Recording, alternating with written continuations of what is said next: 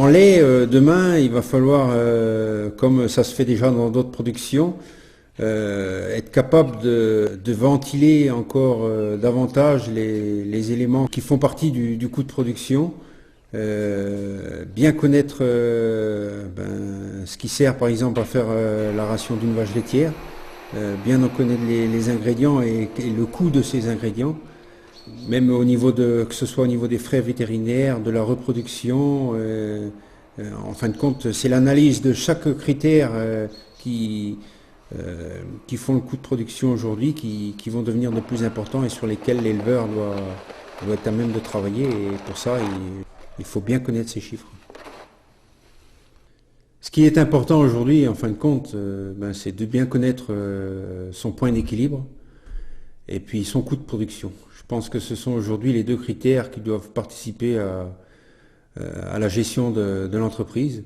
Donc, le point d'équilibre, il a été calculé au mois de juin dernier, avec notre comptable, bien sûr.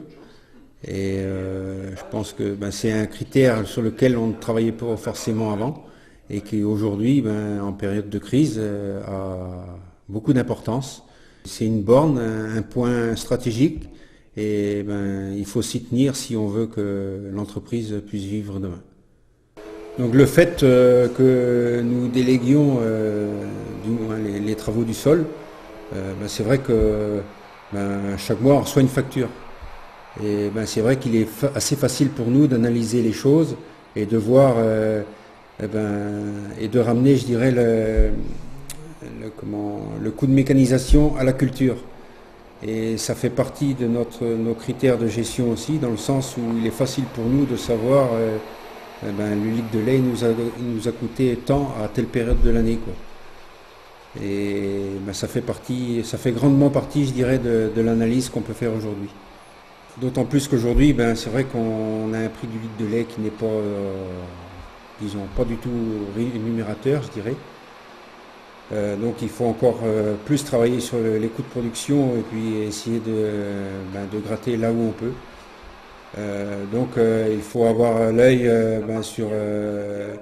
pour nous, la ration des vaches, essayer de produire une ration la plus économe possible.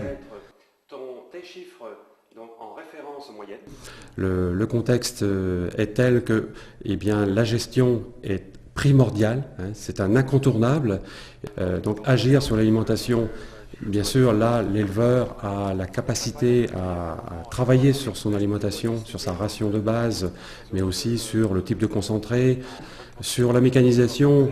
Quand on est en pleine réflexion de renouvellement, par exemple de matériel, là, on doit se poser la question, est-ce que j'ai intérêt à renouveler? C'est-à-dire, est-ce que je vais assurer les travaux sur mes cultures, ou alors je réfléchis, j'analyse l'intérêt d'une sous-traitance, donc en faisant appel soit par exemple à l'entreprise de travaux agricoles, à la CUMA. Donc tout cela, ce sont des possibilités qu'il faut bien sûr chiffrer et en mesurer l'intérêt